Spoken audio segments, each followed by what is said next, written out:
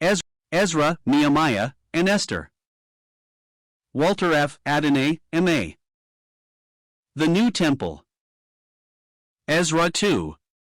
68-3. Unlike the historian of the Exodus from Egypt, our chronicler gives no account of adventures of the pilgrims on the road to Palestine, although much of their way led them through a wild and difficult country. So huge a caravan as that which accompanied Zerubbabel must have taken several months to cover the 800 miles between Babylon and Jerusalem, 21 for even Ezra with his smaller company spent 4 months on their journey. 22. A dreary desert stretched over the vast space between the land of exile and the old home of the Jews among the mountains of the west, and here the commissariat would tax the resources of the ablest organizers. It is possible that the difficulties of the desert were circumvented in the most prosaic manner by simply avoiding this barren, waterless region, and taking a long sweep round by the north of Syria. Passing over the pilgrimage, which afforded him no topics of interest, without a word of comment, the chronicler plants us at once in the midst of the busy scenes at Jerusalem, where we see the returned exiles, at length arrived at the end of their tedious journey, preparing to accomplish the one purpose of their expedition. The first step was to provide the means for building the temple, and contributions were made for this object by all classes of the community as we gather from the more complete account in Nehemiah 23. From the prince and the aristocracy to the general public, for it was to be a united work. And yet it is implied by the narrative that many had no share in it. These people may have been poor originally or impoverished by their journey, and not at all deficient in generosity or lacking in faith. Still, we often meet with those who have enough enthusiasm to applaud a good work and yet not enough to make any sacrifice in promoting it. It is expressly stated that the gifts were offered freely. No tax was imposed by the authorities, but there was no backwardness on the part of the actual donors, who were impelled by a glowing devotion to open their purses without stint. Lastly, those who contributed did so after their ability. This is the true proportionate giving. For all to give an equal sum is impossible unless the poll tax is to be fixed at a miserable minimum. Even for all to give the same proportion is unjust. There are poor men who ought not to sacrifice a tenth of what they receive. There are rich men who will be guilty of unfaithfulness to their stewardship if they do not devote far more than this fraction of their vast revenues to the service of God and their fellowmen. It would be reasonable for some of the latter only to reserve the tithe for their own use and to give away 9/10 of their income, for even then they would not be giving after their ability. After the preliminary step of collecting the contributions, the pilgrims proceed to the actual work they have in hand. In this they are heartily united. They gather themselves together as one man in a great assembly, which, if we may trust the account in Esdras, is held in an open space by the first gate towards the east, 24, and therefore close to the site of the old temple, almost among its very ruins.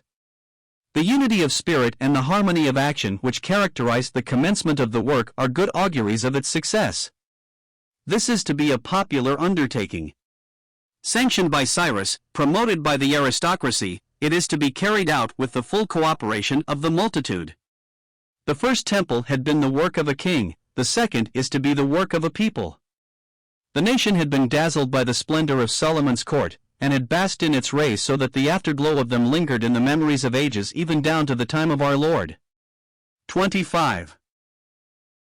But there was a healthier spirit in the humbler work of the returned exiles, when, forced to dispense with the king they would gladly have accepted, they undertook the task of building the new temple themselves. In the center of the mosque known as the Dome of the Rock, there is a crag with the well-worn remains of steps leading up to the top of it, and with channels cut in its surface. This has been identified by recent explorers as the site of the great altar of burnt offerings. It is on the very crest of Mount Moriah. Formerly it was thought that it was the site of the inmost shrine of the temple, known as the Holy of Holies, but the new view, which seems to be fairly established, gives an unexpected prominence to the altar. This rude square structure of unhewn stone was the most elevated and conspicuous object in temple. The altar was to Judaism what the cross is to Christianity. Both for us and for the Jews, what is most vital and precious in religion is the dark mystery of a sacrifice. The first work of the temple builders was to set up the altar again on its old foundation. Before a stone of the temple was laid, the smoke of sacrificial fires might be seen ascending to heaven from the highest crag of Moriah. For 50 years all sacrifices had ceased. Now with haste, in fear of hindrance from jealous neighbors, means were provided to re-establish them before any attempt was made to rebuild the temple. It is not quite easy to see what the writer means when, after saying, "And they set the altar upon his bases," he adds, "For fear was upon them because of the people of those countries." The suggestion that the phrase may be varied so as to mean that the awe which this religious work inspired in the heathen neighbors prevented them from molesting it is far-fetched and improbable. Nor is it likely that the writer intends to convey the idea that the Jews hastened the building of the altar as a sort of palladium, trusting that its sacrifices would protect them in case of invasion, for this is to attribute too low and materialistic a character to their religion. More reasonable is the explanation that they hastened the work because they feared that their neighbors might either hinder it or wish to have a share in it, an equally objectionable thing, as subsequent events showed. The chronicler distinctly states that the sacrifices which were now offered, as well as the festivals which were established later, were all designed to meet the requirements of the law of Moses, that everything might be done as it is written in the law of Moses the man of God. This statement does not throw much light on the history of the Pentateuch. We know that that work was not yet in the hands of the Jews at Jerusalem, because this was nearly 80 years before Ezra introduced it. The sentence suggests that according to the chronicler some law bearing the name of Moses was known to the first body of returned exiles. We need not regard that suggestion as a reflection from later years. Deuteronomy may have been the law referred to, or it may have been some rubric of traditional usages in the possession of the priests. Meanwhile, two facts of importance come out here. First, that the method of worship adopted by the returned exiles was a revival of ancient customs, a return to the old ways, not an innovation of their own, and second, that this restoration was in careful obedience to the known will of God. Here we have the root idea of the Torah. It announces that God has revealed His will, and it implies that the service of God can only be acceptable when it is in harmony with the will of God. The prophets taught that obedience was better than sacrifice. The priests held that sacrifice itself was a part of obedience. With both, the primary requisite was obedience, as it is the primary requisite in all religion. The particular kind of sacrifice offered on the great altar was the burnt offering. Now we do occasionally meet with expiatory ideas in connection with this sacrifice, but unquestionably the principal conception attached to the burnt offering, in distinction from the sin offering, was the idea of self-dedication on the part of the worshipper. Thus the Jews reconsecrated themselves to God by the solemn ceremony of sacrifice, and they kept up the thought of renewed consecration by the regular repetition of the burnt offering. It is difficult for us to enter into the feelings of the people who practice so antique a cult, even to them archaic in its ceremonies, and dimly suggestive of primitive rites that had their origin in far-off barbaric times. But one thing is clear, shining as with letters of awful fire against the black clouds of smoke that hang over the altar. This sacrifice was always a whole offering. As it was being completely consumed in the flames before their very eyes, the worshippers would see a vivid representation of the tremendous truth that the most perfect sacrifice is death, nay, that it is even more than death, that it is absolute self-effacement in total and unreserved surrender to God. Various rites follow the great central sacrifice of the burnt offering, ushered in by the most joyous festival of the year, the Feast of Tabernacles, when the people scatter themselves over the hills round Jerusalem under the shade of extemporized bowers made out of the leafy boughs of trees, and celebrate the goodness of God in the final and richest harvest, the vintage. Then come New Moon and the other festivals that stud the calendar with sacred dates and make the Jewish year a round of glad festivities. Thus, we see, the full establishment of religious services precedes the building of the temple. A weighty truth is enshrined in this apparently incongruous fact. The worship itself is felt to be more important than the house in which it is to be celebrated. That truth should be even more apparent to us who have read the great words of Jesus uttered by Jacob's well, "The hour cometh when neither in this mountain, nor in Jerusalem, shall ye worship the Father, when the true worshippers shall worship the Father in spirit and truth." 26. How vain then is it to treat the erection of churches as though it were the promotion of a revival of religion. As surely as the empty seashell tossed up on the beach can never secrete a living organism to inhabit it, a mere building, whether it be the most gorgeous cathedral or the plainest village meeting house, will never induce a living spirit of worship to dwell in its cold desolation. Every true religious revival begins in the spiritual sphere and finds its place of worship where it may, in the rustic barn or on the hillside, if no more seemly home can be provided for it, because its real temple is the humble and contrite heart. Still, the design of building the temple at Jerusalem was kept constantly in view by the pilgrims. Accordingly, it was necessary to purchase materials, and in particular the fragrant cedar wood from the distant forests of Lebanon. These famous forests were still in the possession of the Phoenicians, for Cyrus had allowed a local autonomy to the busy trading people on the northern seaboard. So in spite of the king's favor, it was requisite for the Jews to pay the full price for the costly timber. Now, in disbursing the original funds brought up from Babylon, it would seem that the whole of this money was expended in labor, in paying the wages of masons and carpenters. Therefore the Jews had to export agricultural products such as corn, wine, and olive oil in exchange for the imports of timber they received from the Phoenicians. The question at once arises, how did they come to be possessed of these fruits of the soil? The answer is supplied by a chronological remark in our narrative. It was in the second year of their residence in Jerusalem and its neighborhood that the Jews commenced the actual building of their temple. They had first patiently cleared, plowed, and sown the neglected fields, trimmed and trained the vines, and tended the olive gardens, so that they were able to reap a harvest, and to give the surplus products for the purchase of the timber required in building the temple. As the foundation was laid in the spring, the order for the cedar wood must have been sent before the harvest was reaped, pledging it in advance with faith in the God who gives the increase. The Phoenician woodmen fell their trees in the distant forests of Lebanon, and the massive trunks are dragged down to the coast, and floated along the Mediterranean to Joppa, and then carried on the backs of camels or slowly drawn up the heights of Judah in ox wagons, while the crops that are to pay for them are still green in the fields. Here then is a further proof of devotion on the part of the Jews from Babylon, though it is scarcely hinted at in the narrative, though we can only discover it by a careful comparison of facts and dates.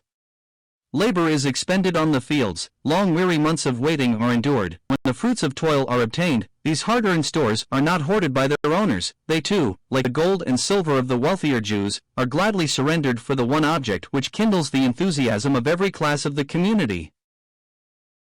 At length all is ready.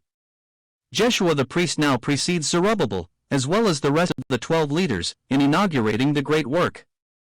On the Levites is laid the immediate responsibility of carrying it through. When the foundation is laid, the priests in their new white vestments sound their silver trumpets, and the choir of Levites, the sons of Asaph, clang their brazen cymbals. To the accompaniment of this inspiriting music they sing glad psalms in praise of God, giving thanks to Him, celebrating His goodness and His mercy that endureth forever toward Israel. This is not at all like the soft music and calm chanting of subdued cathedral services that we think of in connection with great national festivals. The instruments blare and clash, the choristers cry aloud, and the people join them with a mighty shout. When shrill discordant notes of bitter wailing, piped by a group of melancholy old men, threaten to break the harmony of the scene, they are drowned in the deluge of jubilation that rises up in protest and beats down all their opposition with its triumph of gladness. To a sober Western the scene would seem to be a sort of religious orgy, like a wild bacchanalian festival, like the howling of hosts of dervishes. But although it is the Englishman's habit to take his religion somberly, if not sadly, it may be well for him to pause before pronouncing a condemnation of those men and women who are more exuberant in the expression of spiritual emotion. If he finds, even among his fellow countrymen, some who permit themselves a more lively music and a more free method of public worship than he is accustomed to, is it not a mark of insular narrowness for him to visit these unconventional people with disapprobation? In abandoning the severe manners of their race, they are only approaching nearer to the time-old methods of ancient Israel. In this clangor and clamor at Jerusalem, the predominant note was a burst of irrepressible gladness. When God turned the captivity of Israel, mourning was transformed into laughter. To understand the wild excitement of the Jews, their paean of joy, their very ecstasy, we must recollect what they had passed through, as well as what they were now anticipating. We must remember the cruel disaster of the overthrow of Jerusalem, the desolation of the exile, the sickness of weary waiting for deliverance, the harshness of the persecution that embittered the later years of the captivity under Nabonidus. We must think of the toilsome pilgrimage through the desert, with its dismal wastes, its dangers and its terrors, followed by the patient work on the land and gathering in of means for building the temple. And now all this was over. The bow had been terribly bent, the rebound was immense. People who cannot feel strong religious gladness have never known the heartache of deep religious grief. These Israelites had cried out of the depths, they were prepared to shout for joy from the heights. Perhaps we may go further, and detect a finer note in this great blast of jubilation, a note of higher and more solemn gladness. The chastisement of the exile was past, and the long-suffering mercy of God enduring forever was again smiling out on the chastened people. And yet the positive realization of their hopes was for the future. The joy, therefore, was inspired by faith. With little accomplished as yet, the sanguine people already saw the temple in their mind's eye, with its massive walls, its cedar chambers, and its adornment of gold and richly dyed hangings. In the very laying of the foundation their eager imaginations leaped forward to the crowning of the highest pinnacles. Perhaps they saw more, perhaps they perceived, though but dimly, something of the meaning of the spiritual blessedness that had been foretold by their prophets. All this gladness centered in the building of a temple, and therefore ultimately in the worship of God. We take but a one-sided view of Judaism if we judge it by the sour ideas of later Pharisaism. As it presented itself to St. Paul, Indiana opposition to the gospel, it was stern and loveless. But in its earlier days this religion was free and gladsome, though, as we shall soon see, even then a rigor of fanaticism soon crept in and turned its joy into grief. Here, however, at the founding of the temple, it wears its sunniest aspect. There is no reason why religion should wear any other aspect to the devout soul. It should be happy, for is it not the worship of a happy God? Nevertheless, in the midst of the almost universal acclaim of joy and praise, there was the note of sadness wailed by the old men, who could recollect the venerable fane in which their fathers had worshipped before the ruthless soldiers of Nebuchadnezzar had reduced it to a heap of ashes. Possibly some of them had stood on this very spot half a century before, in an agony of despair, while they saw the cruel flames licking the ancient stones and blazing up among the cedar beams, and all the fine gold dimmed with black clouds of smoke. Was it likely that the feeble flock just returned from Babylon could ever produce such a wonder of the world as Solomon's temple had been? The enthusiastic younger people might be glad in their ignorance, but their sober elders, who knew more, could only weep. We cannot but think that, after the too common habit of the aged, these mournful old men viewed the past in a glamour of memory, magnifying its splendors as they looked back on them through the mists of time. If so, they were old indeed, for this habit, and not years, makes real old age. He is aged who lives in bygone days, with his face ever set to the irreparable past, vainly regretting its retreating memories, uninterested in the present, despondent of the future. The true elixir of life, the secret of perpetual youth of soul, is interest in the present and the future, with a forward glance of faith and hope. Old men who cultivate this spirit have young hearts though the snow is on their heads. And such are wise. No doubt, from the standpoint of a narrow common sense, with its shrunken views confined to the material and the mundane, the old men who wept had more reason for their conduct than the inexperienced younger men who rejoiced. But there is a prudence that comes of blindness, and there is an imprudence that is sublime in its daring, because it springs from faith. The despair of old age makes one great mistake, because it ignores one great truth. In noting that many good things have passed away, it forgets to remember that God remains. God is not dead. Therefore the future is safe. In the end the young enthusiasts of Jerusalem were justified. A prophet arose who declared that a glory which the former temple had never known should adorn the new temple, in spite of its humble beginning, and history verified his word when the Lord took possession of his house in the person of his Son. Show less.